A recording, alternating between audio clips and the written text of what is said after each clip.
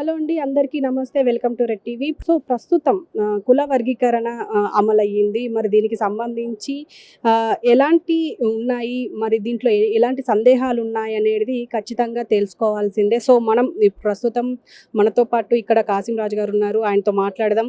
ఆయన ఏం చెప్తారనేది. సో, ప్రస్తుతం మనతో పాటు కాసిం సార్ ఉన్నారు. సార్, ఈ 30 ఏండ్ల పోరాటం తర్వాత ఇప్పుడు 9% వచ్చింది. మీరు హ్యాపీగా ఉన్నారా? అమ్మా, వచ్చిన ఏ చిన్న అవకాశం దొరికినా, ఏ చిన్న ప్రయోజనం జరిగినా సంతోషపడేవాళ్ళం. ఎందుకంటే అవకాశాలకు దూరమై అంటరానితనాన్ని అనుభవించి ఎన్నో రోజులుగా బాధపడిన వాళ్ళం కనుక ఇప్పుడు వచ్చిన ఈ 9% మేము స్వీకరిస్తున్నాం.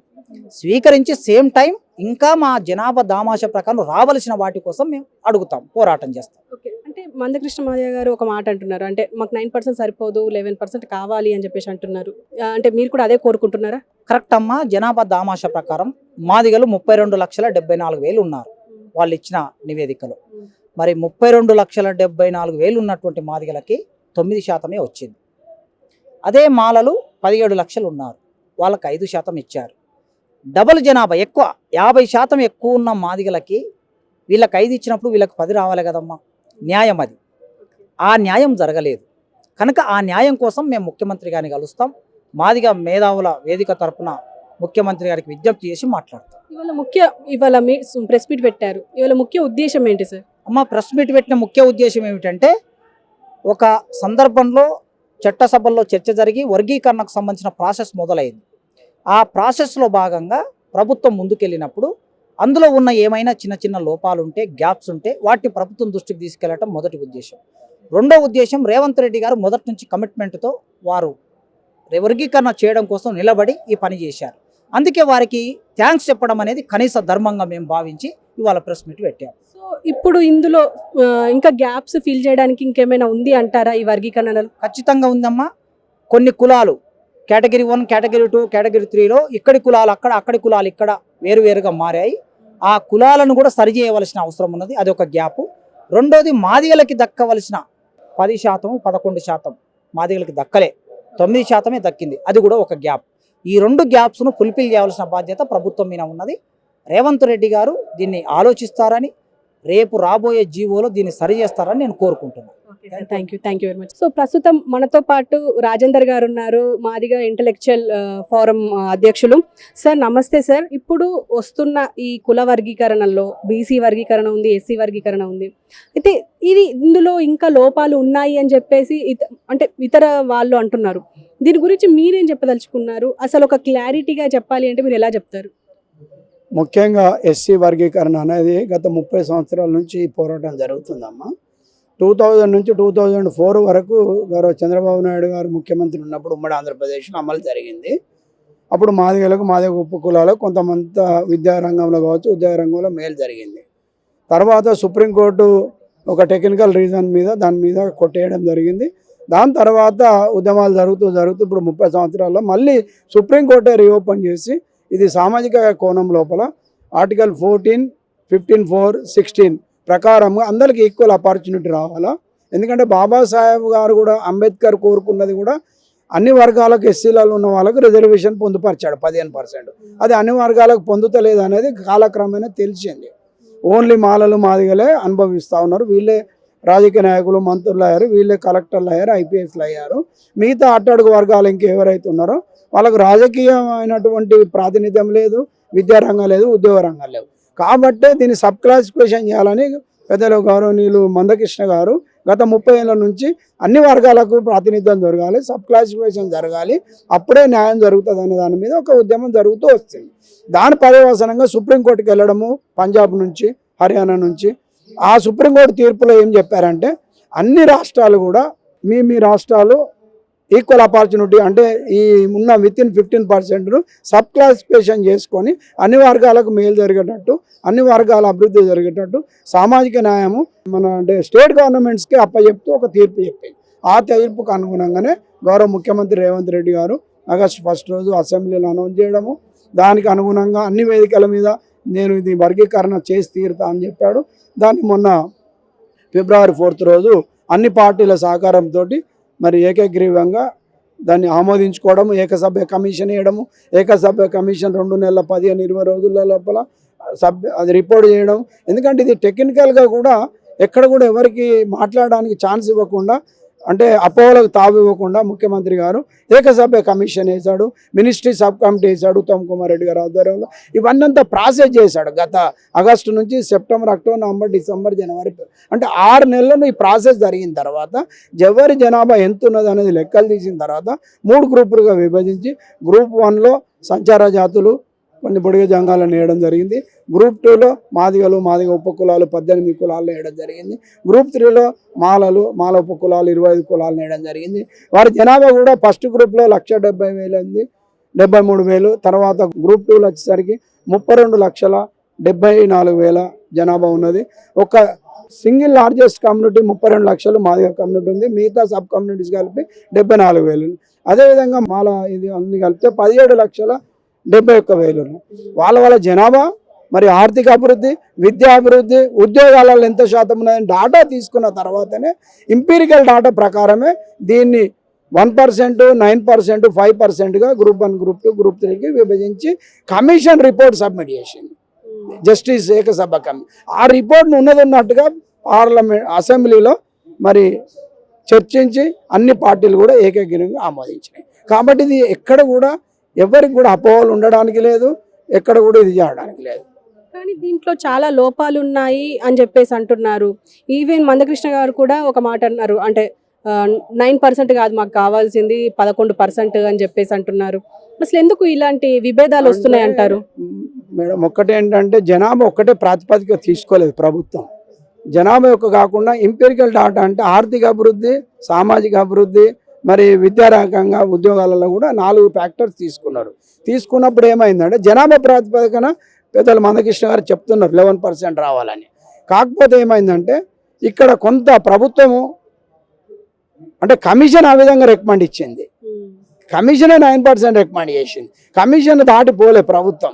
కమిషన్ దాటిపోతే మళ్ళీ కొత్త వాటికి అవకాశం ఇవ్వాల్సి వస్తుంది, రాజకీయాలకు అవకాశం ఇవ్వాల్సి, ప్రతిపక్షాలు విమర్శించే పరిస్థితి కూడా ఉంటుంది. కాబట్టి నేను అనుకుంటున్నా గౌరవ ముఖ్యమంత్రి గారు కమిషన్ రిపోర్ట్ని అదేవిధంగా ఆమోదింపజేయగలిగితే, ఆమోదిస్తే అందరికి కూడా సమంగా న్యాయం జరిగినట్టు అవుతుంది. కాబట్టి పొలిటికల్ ఇంటర్వెన్షన్ లేకుండా ఏకసభ్య కమిషన్ని ఇచ్చేశారు. కాకపోతే ఇప్పుడున్న జనాభా 18% ఎస్సీలు ఉన్నారు. దాని ప్రకారం ఇంకొక 1.5% మాదిగలకు రావాలి, 10.5% రావాలి.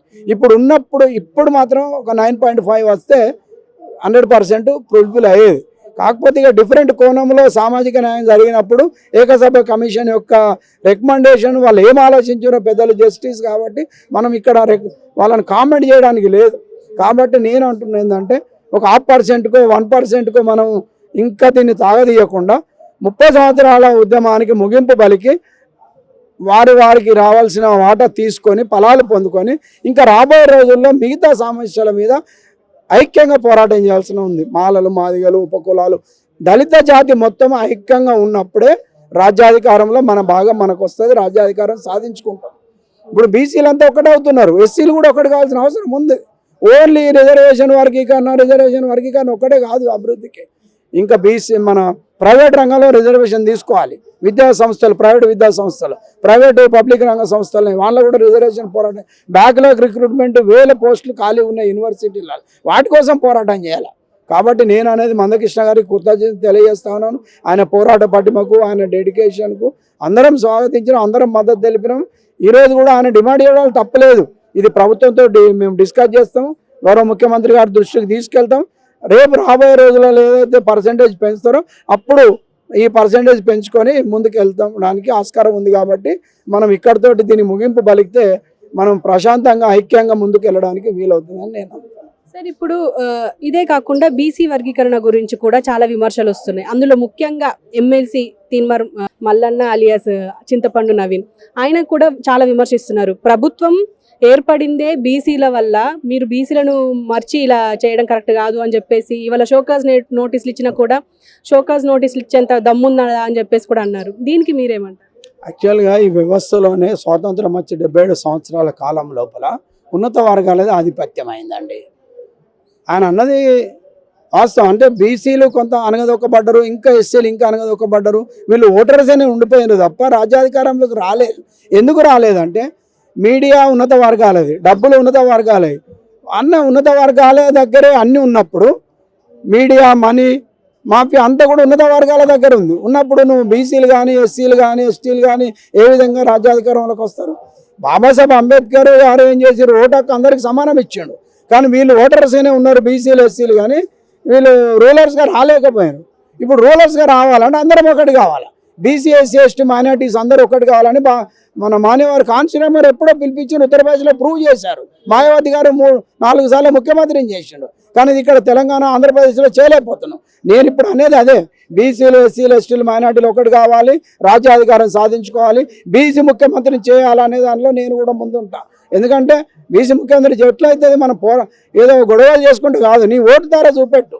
నీ బీసీలు అందరూ ఎస్సీలు అందరూ ఒక్క బీసీకి ఓట్లు వేయండి, మెజార్టీ ఎమ్మెల్యే సీట్లు గెలిపించుకోండి, అప్పుడు బీసీ ముఖ్యమంత్రి అవుతారు. కాబట్టి దీన్ని మనం రాజకీయంగా ఏదో చేసి విమర్శిస్తే రాదండి. తిరుమల మల్లన్న కూడా ఆ పార్టీలో ఎమ్మెల్సీ గెలిచి మళ్ళీ అక్కడ విమర్శించడం అనేది సరైన పద్ధతి కాదు.